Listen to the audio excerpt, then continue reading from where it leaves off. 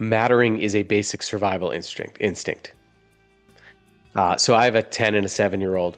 When my first son was born, my searing memory of meeting him was when I reached my hand down and he was in this bassinet and he reached his hand back and he grabbed my index finger really tightly. He was crying and he was squirming, and right when he found my index finger and grasped on, his whole body calmed. And it was miraculous. And I didn't realize it then, but I was experiencing about 6 million years of fine tuned programming. That first grip I felt, scientists call that the grasp reflex. So it's one of several reflexes we take right after we're born to secure our first caring relationship.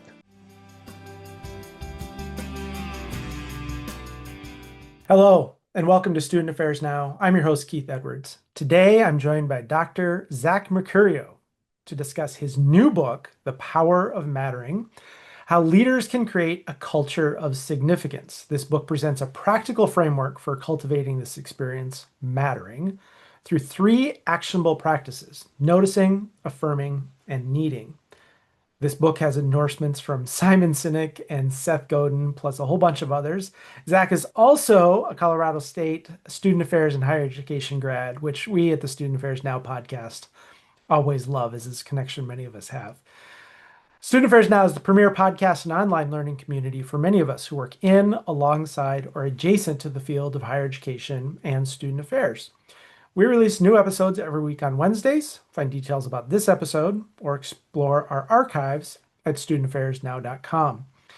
This episode is sponsored by Evolve. Evolve helps higher ed senior leaders release fear, gain courage, and take transformative action for transformational leadership through a personalized, cohort-based virtual executive leadership development experience. And Huron. Huron's education and research experts help institutions transform their strategy, operations, technology, and culture to foster innovation, financial health, and student success. As I mentioned, I'm your host, Keith Edwards. My pronouns are he, him, his. I'm a speaker, author, and coach, and I help leaders empower transformation for better tomorrows through better leadership, learning, and equity. You can find out more about me at keithedwards.com. And I'm recording this from my home in Minneapolis, Minnesota, which is at the intersections of the current and ancestral homelands of both the Dakota and the Ojibwe peoples. Let's get to our guest and our topic today.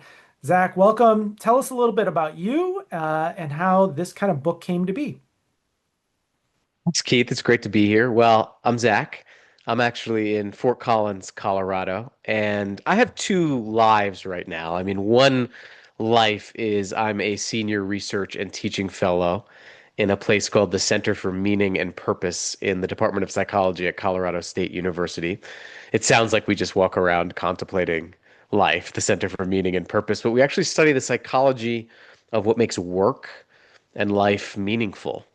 And the rest of my time is I am out working with leaders in all sorts of industries, including higher ed, including the nonprofit realm, on the skills to cultivate environments where people can experience meaningfulness and experience themselves and what they're doing as significant.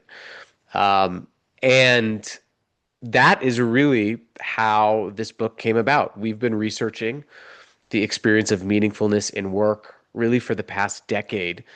And one of the things that has come out is that it is almost impossible for anything to matter to someone who doesn't first believe that they matter. And when we ask people, thousands of people, when you most feel that your work has meaning, when you most feel alive and motivated, what is going on? And we typically found that people are the recipients of regular moments of mattering where they feel seen, heard, valued, and understood by others. And in the same 10 years, in the same decade that we've been researching this, more people than ever are reporting that they're feeling invisible in work, especially Work Human found that 30% of people feel flat out ignored in their jobs every day. Almost 8 out of 10 people feel repeatedly lonely. Disengagement, both in public and the private sector, has remained flatline at around, 7 out of 10 people are emotionally uninvested in what they're doing. And so our research and the time sort of hit, right? People have asked me, why did I want to write this book? And I frequently say, I didn't want to write this book. I felt that I had to write this book, because there's a name for this experience. And that name is that people aren't experiencing that they matter, that they're valued, and that they truly add value.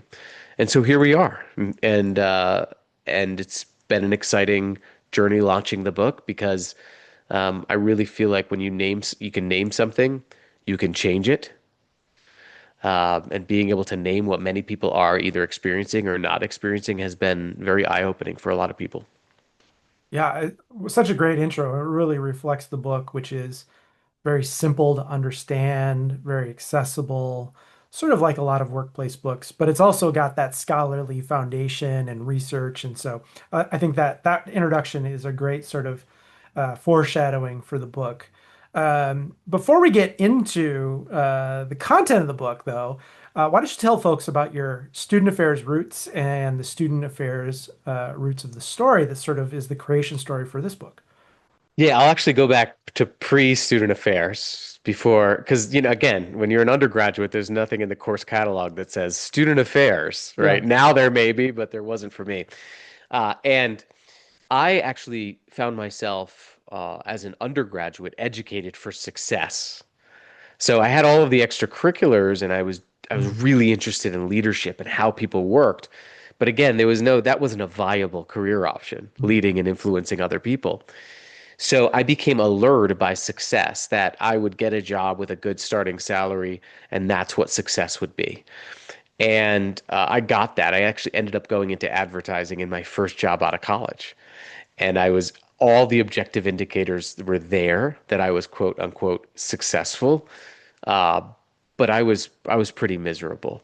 And the people around me would come in on Monday and they would talk about what they were doing the last weekend, what they were doing the weekend coming up. And I was sort of just astounded how many people were living for 2/7 of their lives, right? The days that began with the letter S. And as I was in this uh, company, I started noticing that I became more interested in how the people were working mhm, and what they were thinking and what made them tick versus the actual work itself. And what I noticed was nobody talked about why they did what they did, right? They talked about what they did, how they did it, and how they could get more out of people. People didn't talk about why they did what they did, their purpose, their function. So I actually had this realization that, gosh, I've never really asked that question of myself. And I realized this when looking back at my educational experience that I was taught to form my life before I understood the function of my life. mm, And what I mean by that is like in good architecture, form follows function. If you're going to design a good building, you should understand what the purpose of it is so you can design it accordingly. And I was looking back at my educational experience and also I think the large dominant Western educational experience. And I realized that we tell people how to form their lives without them understanding their function, why they are. And I became obsessed with this question of why am I doing what I was doing? I ended up leaving that first job because I wanted to make sure no one ended up like me. mm, And I went back into student affairs and I did my first work in orientation and new student programs because I was like, what a better environment to reach people than when they first are entering into something new. And through that experience and through training and leading teams within that experience, within that environment for almost 8 years, I became really obsessive about making sure people understood their unique gifts, why they were before we told them what to do, help them understand and uncover their purpose. And that was my ethos as I mm, trained students. For example, we had a group of orientation leaders. We did a 13-week class. We spent the first 6 weeks simply focused on why the job existed and why they existed in the job. So mhm. what was the reason for being of this job? Who are the human beings that it impacted? But then what are the unique gifts and strengths that they brought to this job? And that was sort of revelatory to a lot of students. Now, what happened is those students graduated and they went into companies and they said, Zach, hey, we need you. can you help us out here? Can you help this company I'm working with, this organization? And again, I started becoming more interested in how people were working, how people were ticking. And I realized you could study this stuff. You could study organizations, you could study how people worked. Ended up getting my uh, PhD in organizational learning, performance, and change and studying meaningful work. Mhm. Uh, and now I've devoted my career to that. But it was going back to that first job out of college. I couldn't see my purpose. I wanted to come back in higher ed to help students to see their purpose first so then they could form their lives. And then that led me to bringing this to organizations. So it was sort of like this interesting journey that I was out in private sector, came back in helping people develop themselves. Those people came out back into the private sector, and then I went back into that realm, and really all realms of organizational life right now. Yeah, so from higher ed to advertising to higher ed to private sector, back to higher ed, right? There's the Yeah, theme here. There's the theme. There's a pattern. yeah, Tell us about what I'm going to call the student affairs roots of this book. yeah. So when I was doing my PhD, I was still working at this at the same time. So during that first year, and I was struggling to find a research interest, and I knew I wanted to study the experience of meaningful work, work that is experienced as positive, purposeful, and significant. And I remember there was a free professional development training on campus. And I was going to that training. And I remember I was in an academic building that I'd spent a lot of late nights in the past doing programming.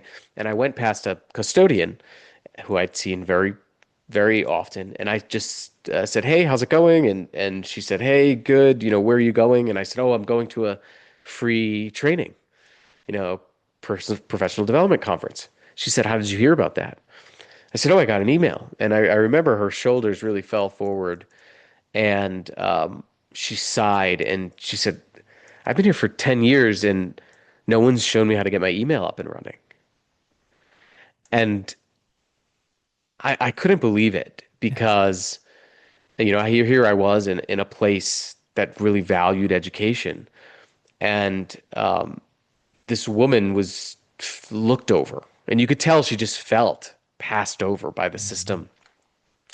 And I found my research interest because I said, this isn't right. I have to understand this experience of the people who make sure that everything else happens in this university. What do they experience? So we started doing a research study where we embedded ourselves with a group of custodians for a year and a half.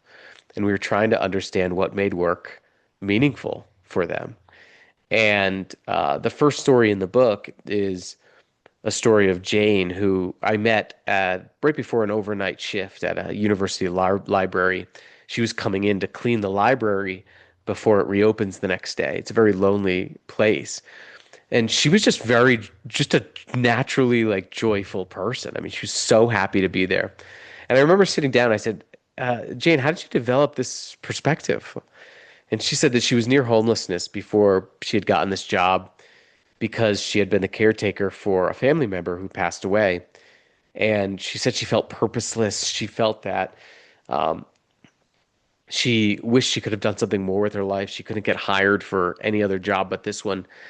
And she said it was in her first month where a supervisor noticed that she was struggling, brought her into a break room, and opened up a dictionary for her and defined the word custodian for her as a person responsible for a building and everyone in it. Mhm. And he read it out loud to her and he said, "Jane, I want you to know that no matter how you got to this job, that's why you're here. Everybody in this building depends on you." She said it was the first time in her life that someone showed her she was worthy of responsibility. And it went on to change her belief systems about herself and her job. She's been at the university for over 30 years and is one of the most sought after janitors and cleaners at the university. Um, and it was moments like that for these custodians, moments where someone saw them, affirmed them, showed them that they were needed, that dramatically shaped how they saw themselves and their jobs. Mhm. And we've come to now call those moments of mattering. And we spent the whole book really talking about the architecture of moments of mattering. Mhm. where we can see people, hear them, truly show them that they're valued and exactly how they add value. Mhm. But it was that first study that really solidified those moments for us and how powerful they can be. Yeah, beautiful. And thanks for the humanizing that with a couple of really great stories. I think so many of us uh, know some of those people and know some of those people in those roles or experience some of the similar things ourselves or see that kind of every day. There really is this pattern that I'm seeing that you're about significance, meaning, purpose, and mattering in work. We're going to sort of zero in on the mattering. And we'll talk about some of the strategies to help people feel like they matter, because that's really important. But why does mattering matter? Well, I mean, first and foremost, mattering is a basic survival instinct. So I have a 10 and a 7-year old. When my first son was born, my searing memory of meeting him was when I reached my hand down and he was in this bassinet and he reached his hand back and he grabbed my index finger really tightly. He was crying and he was squirming, and right when he found my index finger and grasped on, his whole body calmed. And it was miraculous. And I didn't realize it then, but I was experiencing about 6 million years of fine tuned programming. That first grip I felt, scientists call that the grasp reflex. So it's one of several reflexes we take right after we're born to secure our first caring relationship. So think about this. None of us would be here right now. Nobody would be listening to this right now if at some point we hadn't mattered enough to someone else to keep us alive, right? To matter, to be of importance to someone else is our first act as a human being. And as we grow up, that act turns into that fundamental need and instinct, turns into the fundamental need to feel seen, heard, valued, and needed by those around us. And it never goes away. And when that need is met, that's when we experience what psychologists call mattering, feeling seen, heard, valued, and needed by those around us. And because it's a survival instinct and it's a basic need, it comes before many of the things we say we want, right, in our organizations and in our lives. For example, if we want people to contribute, they must first believe they're worthy of contributing. Mhm. If we want people to use their strengths, they must first believe that they have them. Mhm. If we want people to share their voice, they must first believe their voice is significant. If we want anything to matter to someone, they must first believe they matter to us. If we want people to care, they must first feel cared for. And so mattering comes first. It is a primal instinct that turns into a fundamental human need that is the prerequisite for human action. Mhm. Okay, so it's just the prerequisite for human action. So that's no big deal, right? No big deal. I mean, but think about it really this way. Most of us would not have done anything today Yeah, if we didn't believe at some small level that our lives and our energy were worthy of our finite energy, that our right, lives were somehow mattered. And that's why mattering is really the animating force of life and work. right. That we matter to the people we love and care about, that what we're going to do is going to help and provide for them, or that we matter to our colleagues and friends at work, that they're relying on us, or that our work is going to make a difference in our organization or out in the world, or that people will miss us or ask how we're doing, right? All sorts of different ways. And I think it's important here to understand how this is different than belonging or inclusion. Yeah. Because, I have a recess, I have kids, so my recess drama has been Mm-hmm. very high. At the end of the year, I have elementary school kids. So I'll use a recess analogy. Belonging is feeling welcomed, accepted, and connected to a group. It's like being picked for the team. Inclusion is being invited and able to take an active role in that group. Inclusion is like being asked to play in the game. But mattering is feeling significant to members of that group. It is feeling Mm-hmm. that the team wouldn't be complete without you.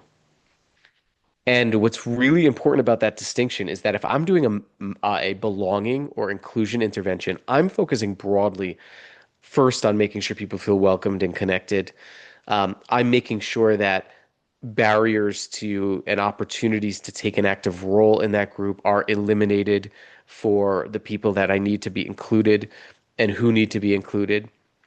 But if I'm doing a mattering intervention, I'm making sure that people in the group have the interpersonal skills to make sure the next person they interact with feels seen, heard, valued, and needed. That's why mattering is interpersonally derived. And it's very important to understand, I think, those distinctives because when you're trying to cultivate mattering, Mhm. it is something that resides in the interpersonal human relationship. You can't program mattering. Mm. And I know we're in student affairs, but you can't do a program and expect people to feel that they matter. You Mhm. can't have a symbol, whether it's a principles of community or values you put on the wall and expect people to feel that they matter because of that. People feel that they matter because of what they experience in their next interaction with somebody. Mhm. So And it that sounds I like, think is so important. yeah, and I think the mattering is this interpersonal thing, and it sits, as you pointed to, in these larger systems and structures where people don't feel like they can be included for these reasons, but it's sort of an interaction at the interpersonal level with these larger things. And it was really about how the coworker, the other people in the meeting, the people I supervise, the admin who I pass by every day, the custodian, right? Yeah. These people feel seen and heard and that they're cared about and what they're doing and who they are matters. Yeah, because I can feel like I belong on a team. I can feel like I am included, that I have an opportunity to contribute, and that the barriers to that opportunity to contribute have been eliminated. But I could also still feel that you don't notice that my parent is in the hospital and I'm a caretaker and I'm struggling. Or you could not see and notice that I'm feeling left out of discussions. Or I could still not feel that you know and name my unique gifts and strengths and show me the difference that they make. I could know that you rely on me, but have you never told me?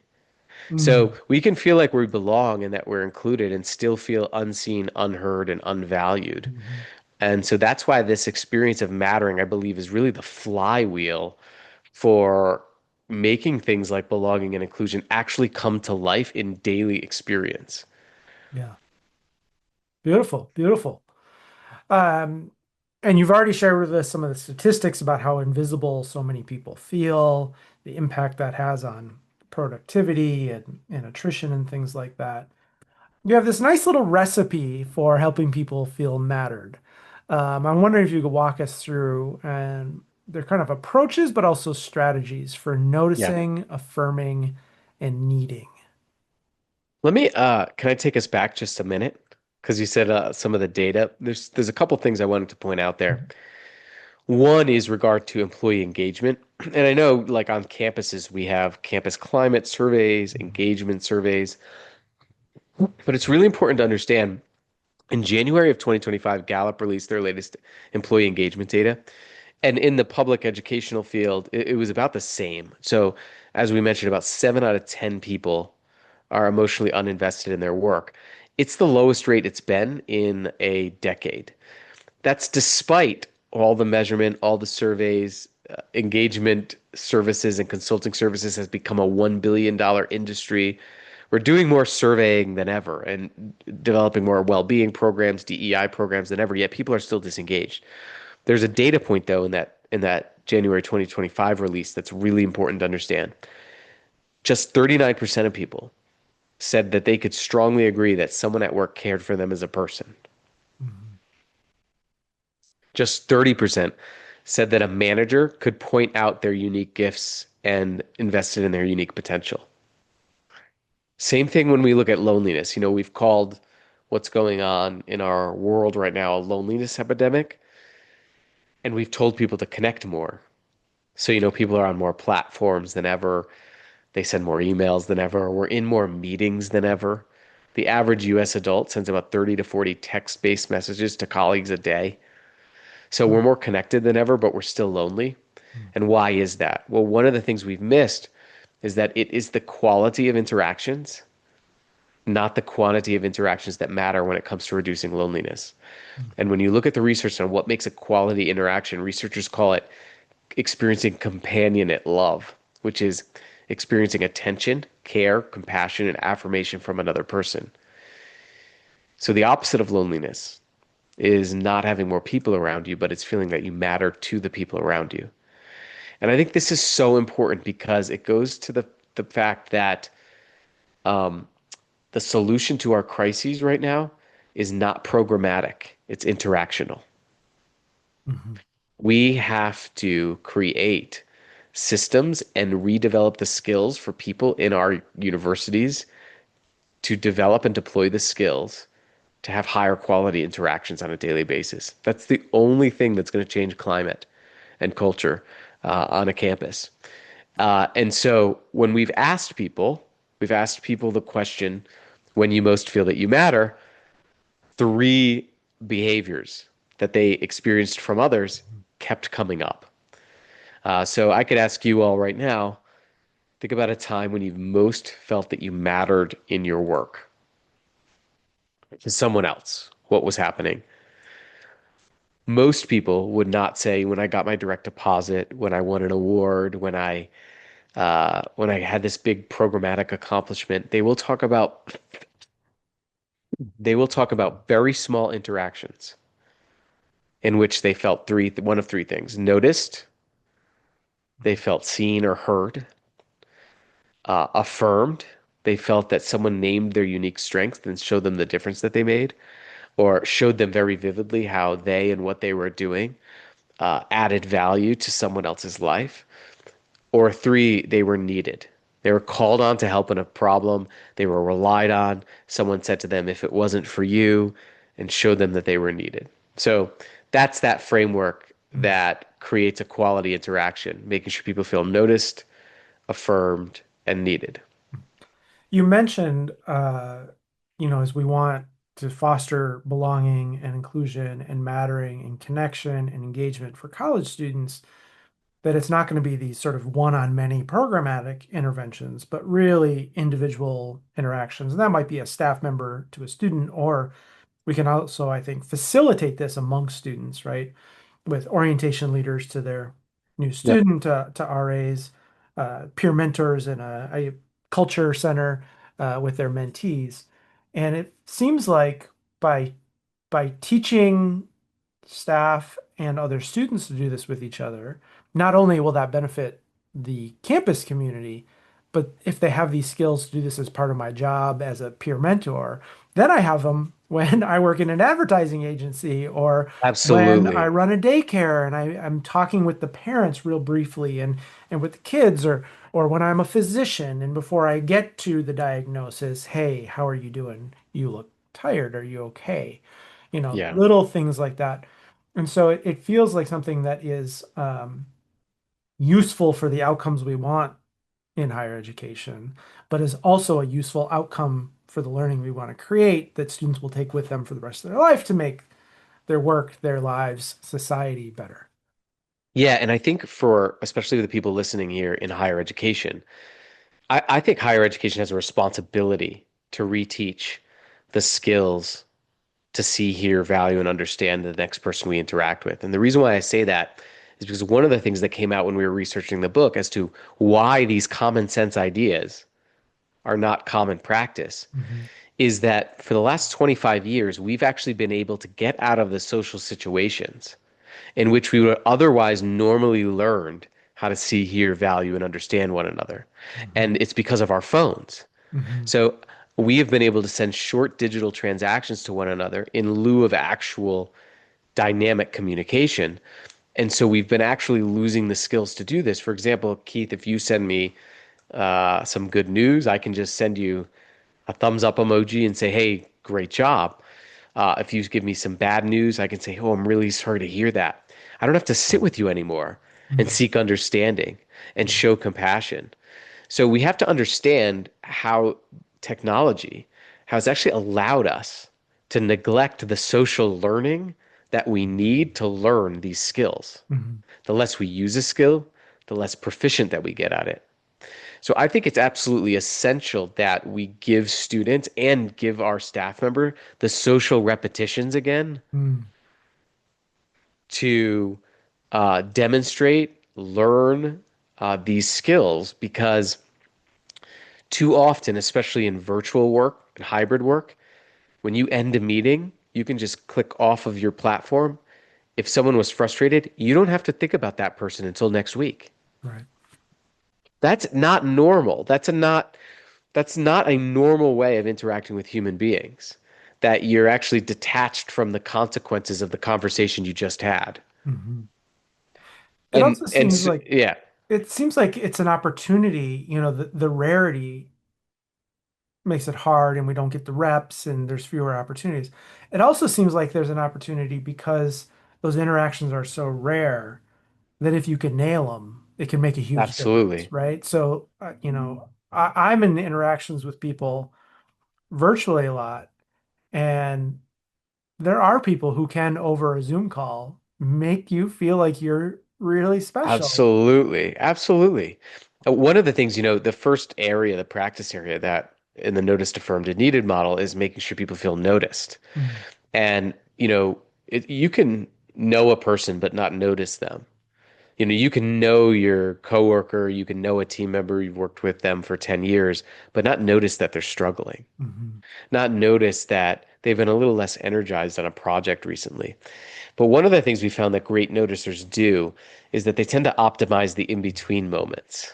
mm, There's a composer, Claude Debussy, and he said, music is the space between the notes. mhm, And what I love about that is that he said the music is the notes, but where it's heard and felt is in the in-between. I also believe that that's where culture is built, is in those in-between spaces. So the 2 or 3 minutes that someone comes on a meeting, and they're early, instead of that awkward time, opening up some more tabs and answering another email. mhm. The best leaders that I've worked with check in. They use that transition point as a check in. Hey, I remembered last week you were nervous about that meeting. How did it go? Yeah. After a meeting ends, for example, some of the best leaders that I've observed who are great noticers tend to have a practice of making a phone call. Hey, I just wanted to check in on how you thought that went, right? It extends the interaction time, the moments when you're passing someone in a hall. These are all opportunities for connection. So one way to be a great noticer is to optimize the in between. Like you said, optimize the interactions you already have Mhm, to make sure the person across from you feels seen. mhm. Yeah, and I think I love the point that you're making about technology and social media.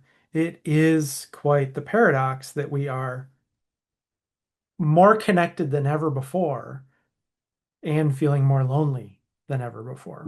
Mm. And your point is that while we have a lot more connections, um, I see people I haven't seen in person in 10 years. I see them every day and what they're doing, how their kids are growing, and it's really great in so many ways, but it's not that meaningful interaction.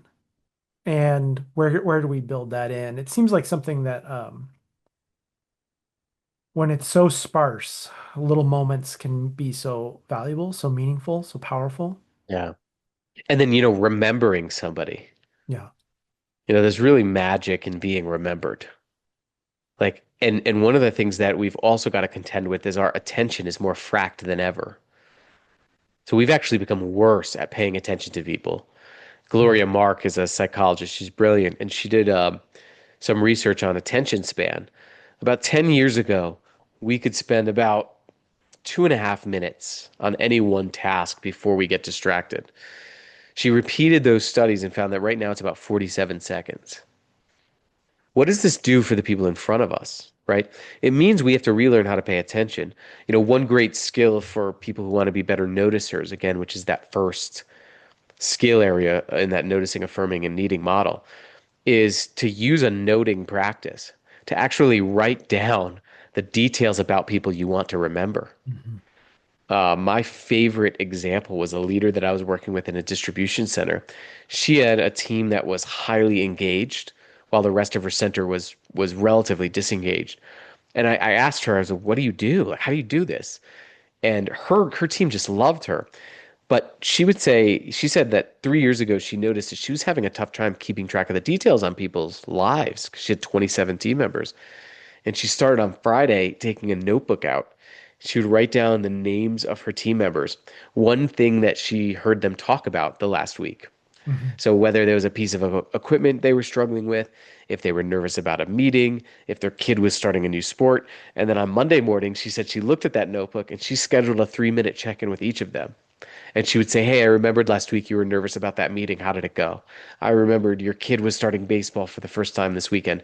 What was that like?" Mhm. And she said she realized that once she started doing this, her people just, in she quote unquote, came alive to her. Mhm. Because imagine if someone's struggling with this piece of equipment or struggling with a system in your organization, your student affairs organization, struggling with a piece of technology, and you say, "Hey, I remember last week you were struggling with that. I wanted to check in if we got that fixed for you." Before Mhm. that person has to come to you again, there's magic in that. Mhm. So that noticing notebook idea, that practice of noting, that practice of scheduling, checking in on specific Mhm. details of people's lives, I hammer this home because it's a skill and it's a practice that we can do um, and get better at. Mhm. I'm thinking about just how busyness and then so many tasks and so many projects and so many to-dos is a nice excuse not to tend to these little things. But you're pointing out how it can be small chunks of time, just little things of significance. I'm also thinking about how people were in long-term relationships, right? You can you can see them every day, but not notice them, right? And not Yeah. really pay attention because you take them for granted, or we can take people for granted. One of the things I notice in the world is that we kind of take people for granted until they leave, right? In the culture, it's when they pass, then everybody's like, oh my gosh, I just love this person when we haven't heard about them. Or someone leaves the organization and there's this big outpouring of support, and they go, well, if I would have felt this way earlier, maybe I wouldn't have left. It's a little too late. You've given us some really It's a great great point. stuff around noticing. I'm reminded one of the things I'm talking with senior leaders who are sort of in the CEO or C-suite and have tons of responsibility and maybe have 50, 100 people Yep. beneath them, is they often complain that I hear from my team that they don't feel like I'm listening. I'm listening, and they can tell me all the things that these people are saying. And and I say, yeah, I know, but they don't feel it, right? And Yeah. some of these people are so smart and so quick that they are listening. They are recording all of the data and then immediately jumping to fixing, problem solving, processing, what's the next step? And they're not taking that time to communicate. That sounds really frustrating. Yeah. How did we get that problem solved for you? They're just Yeah. skipping to, um, the next widget or, the next Yeah. process. And so for me, the noticing is really about making sure people feel seen and heard. Not seeing and hearing people, but making sure they feel that way. It's a great point. You can physically listen to somebody, you can do all the right things, and Yeah. someone could still not feel heard. Yeah. You know, that voice, our voice, there's a sociologist named Nick Caldry, and he studies voice. A voice is different than using your speaking voice. Voice is your inner experience, Mhm. your inner feelings, the meaning behind the words. So, what I love about what you just said is that leaders who truly listen tend to obsessively seek to understand the meaning and feeling behind the words. Mhm. What is that story like? For example, if you have a meeting with somebody and you come out and I say, "How did that go?" and you said, "Oh, I'm just glad that's over with." And I don't pick up on that little cue and say, "I noticed there's some exasperation there, frustration. Is that right? Mhm. What's going on?" And then give that person the opportunity to dig into that underlying experience, that underlying feeling, and talk about that. Then that person, if that person never gets that opportunity, and I think there are hundreds, thousands of people every day who they don't have someone that goes a little bit deeper to try to seek Mhm. seek to understand that underlying meaning, then that person can walk away feeling unheard. Even if you have the best response, the best support, the best Mhm. nods, but that idea of really digging in and digging into the feeling behind the words is so important. And then taking action and then following up on how the person felt about the action. Yeah. So if you take action and you say, "Oh, well, we did something about that," Hey, I know you were really f feeling frustrated, and I could feel that with you. Did what we do alleviate that feeling at all for you? And What- it helps again bring that inner voice into Yeah. the outer world. What's really coming up for me, Zach, is you're giving us all the right things to say and do. You're giving us so many examples, but it'll be hollow if you say all the same words that Zach is saying and you don't mean it, right? If you're not Yeah. genuine and you're not sincere. And people who are listening, I think, can hear your genuineness, even in made up examples, right? You're slowing down, you're connecting. Yeah, People who are yeah, watching are seeing you lean in and your facial expressions change. So it's not just following a script, it's also like caring and yeah, and being yeah. invested in these people and doing it in that way rather than just as we talked about, some of these active listening are just it's very performative, right? Right, right. And I think that one of the things that's important is to always remind yourself that this person across from you is a human being living a life as vivid, complex, and as important as your own. One of the things that we get into is what's called automaticity. Mm, It is it's automatic attention. So it allows us to brush our teeth without thinking. hmm. It allows us to drive to work or wherever without thinking, but it takes hold of our relationships all the time. So our one-on-ones start the same, the term meeting starts the same, the weekly meeting starts the same. All of a sudden, we start approaching our relationships in an automatic way, just going through the Mm, motions. One way to get out of that, and one way to actually care again in a very difficult time where it's hard, there's a lot going on, is what's called articulated intention. So the way to get out of automaticity is to actually say to yourself, I am going to fully hear this person right now in this conversation. I'm going to make sure this person goes home today feeling heard. I am going to ask a curiosity driven question in this next interaction. And you have to say that to yourself to break mm, you out of the automatic. The other thing you notice that you noted is that we tend to interact with the same people a lot. There's this concept called closeness communication bias. Researchers did numerous studies, it's been replicated, where if I had you listen to a stranger's directions mm. to how to get somewhere, and then I had you listen to like a close partner's directions, almost every time you would listen more closely and attentively and with more interest to the stranger. Yeah. So the people that we work with all the time, the people that are coming to us all the time, you have to remember that your brain is thinking that you're listening to them. You're Hmm. thinking that you're making them feel heard, but you're probably not taking action as much as you think to do those Yeah. things. Well, I talk a lot about this Zen Buddhism principle of beginner's mind. And Yeah, yeah, what if your partner came home and you asked how their day was and you actually listened like you didn't know what they were about to say, right. right? And Yeah, that's intimacy, that's connection. But a lot of us say, yeah, how'd your day go? And yeah, I know what this is going to be. And then we're kind of listening for anything that doesn't follow the script we know and are familiar with. right. Um, but if it follows that script, then we're not really listening, we're just kind of going on. I want to ask you particularly about needing, because the noticing we've talked a lot about. The affirming I get, right? Like that people want to be Yeah. affirmed. I know what being affirmed, but needing I think can have a negative connotation. So help us understand the needing. Yeah. Uh, I'll start with a scientific experiment. In Hmm. 1913, there was this scientist, his agricultural engineer. His name was Max Ringelmann. He had his students get together and they individually pulled on a rope as hard as they could. And he attached it to this device called a dynamometer that measures force. And he had them pull on it as hard as they could. And he added up the force readings for all the individuals. And then what he did is he had them get into groups. So groups of five, six, seven. And he had them pull on the ropes as hard as they could, got the same force readings and added them up. And who do you think exhibited the most total force? Was it the individuals or the group members? A lot of people say it was the groups. Obviously, there's more people. Yeah. It was the individuals every single time. And one of the reasons why is because they knew their effort was indispensable. Mhm. They knew that they were needed.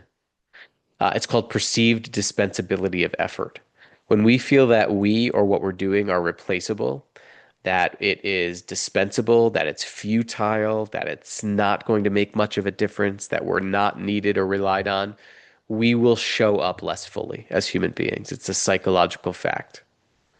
When people feel irreplaceable, they act replaceable. When they feel irreplaceable, they tend to act irreplaceable. So when it comes to feeling needed, this is not about feeling guilted. That's Hmm. codependence. It's a Hmm. whole that's the under the dark side. Hmm.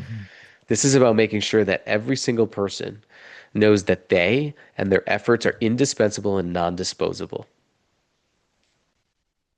That what they're doing on a day-to-day basis is necessary for some real human outcome. Hmm. Hmm. And as human beings, I mean, we are interdependent. There's no way to, and I think everybody listening would say that. Do you know what dependence means? Yeah. Dependence means that we need other people. Yeah. So interdependent is the process of being needed and needing others. That's what Hmm. it means to be human. Yeah. We want to move to our last question, but before we do, you've talked about the why mattering matters, and you've talked about this recipe of noticing, affirming, and needing. Any other tips or suggestions about how to do that before we Y- move to wrapping up? y- Yeah, I mean,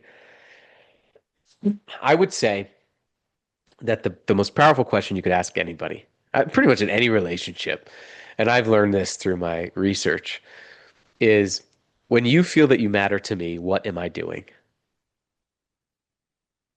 And do more of that. Mm-hmm. So just a I mean, simple question. if you're an administrator and you have a team that oversees a team that oversees a team, asking your direct team this question in the next week.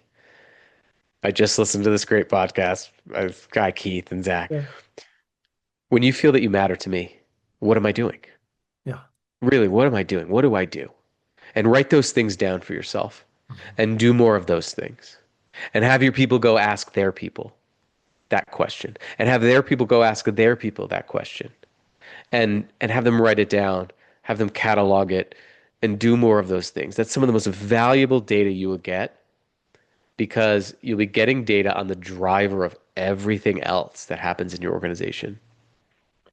Right, and it's not going to be universal. What might really Exactly. matter to this person and what might be off-putting to the next person or Yeah. intrusive to the next person. And so tailoring that, it sounds like I love that you sort of said, when it works, right? When you have a great meal, just give me the recipe, right? You're asking people when this works, give me the recipe. I'll write the recipe Yeah. down and I'll do more of that. Yeah. And when in doubt, overestimate your impact. Yeah. Because for example, think about someone you rely on right now. Think about the last time you explicitly told them. Oftentimes there's a gap between our feelings of how much someone matters to us and the actions we take to show them. So find somebody you rely on and just say these 5 words, if it wasn't for you, and show them how they're needed. And you will see right in front of you the power of mattering. Hmm. Beautiful. I was recently talking with someone who does consulting, and he was telling the story about connecting with a leader of a very large, very important nonprofit doing incredible, incredible work. And he said to this leader, he said, how's it going? And the leader was sort of talking about some of the challenges, some of the successes, and he said, what's the biggest problem? And the leader said, oh, you know what it is, people. And you're kind of giving us the recipe where how we can make people feel mattered, ways to go about doing that, and so that people are oftentimes our biggest challenge, our biggest problem in organizations. They're also our biggest asset and our biggest strength. And you're Yeah. talking, I'm hearing lots of ways that we can move people from being a problem and a challenge to an asset, a strength, something rewarding and contributing. Yeah. And that's what we all And want. when people feel like they matter, when people feel that they matter, they act like they matter. Yeah. Well, we are running out of time, Zach. And as you know, this podcast is called Student Affairs Now. We always like to end by asking our guests, what are you thinking, troubling, or pondering now? And also, if folks want to connect with you, where might they be able to do that? Well, I think you all know what I'm pondering right now. I mean, I think that's how we can how we can scale quality daily interactions. And I think that how we can redevelop these skills and see the need to redevelop these skills. But but where people can reach me is I'm at zachmercurio.com. You could also go to powerofmattering.com. There's a resource on that page which has all sorts of free things you can get. You can get a self-assessment. There's a template of how to give better gratitude to people. There's an if it wasn't for you card that you can print off and give to somebody. So go there. And then I'm also on LinkedIn at Zach Mercurio if you want to connect there. I have a really good community of practitioners there. Yes. Yeah. Awesome. And we got all that in the show notes for folks. Uh, Thanks so much, Zach. I really appreciated reading the book and hearing your stories and making this powerful, but also just very accessible. I feel like I've gotten so many different tools, so many different strategies I can put into work. So thank you. Thanks, Keith. Thanks, Yeah. Keith. And I also want to thank our sponsors, Evolve and Huron. Evolve helps senior leaders who value, aspire to lead on, and want to unleash their potential for transformational leadership. This is a program I lead along with Doctors Brian Rao and Don Lee. We offer a personalized experience with high impact value. The asynchronous content and 6 individual and 6 group coaching sessions maximize your learning and growth with a focused time investment, greatly enhancing your ability to lead powerfully for social change. And Huron. Huron collaborates with colleges and universities to create sound strategies, optimize operations, and accelerate digital transformation. By embracing diverse perspectives, encouraging new ideas, and challenging the status quo, Huron promotes institutional resilience in higher ed. For more information, visit go.hcg.com/now. As always, a huge shout out to our producer, Natalie Ambrosi, who does all the behind the scenes work to make us look and sound good. And thanks to all of you, our audience, for making these conversations possible. You can help us reach even more folks by subscribing to the podcast on YouTube and to our weekly newsletter where we share each episode each Wednesday morning. We'd love a 5-star review so these conversations reach even more folks. I'm Keith Edwards. Thanks to our fabulous guest today, Zach, and to everyone who's watching and listening. Make it a great week.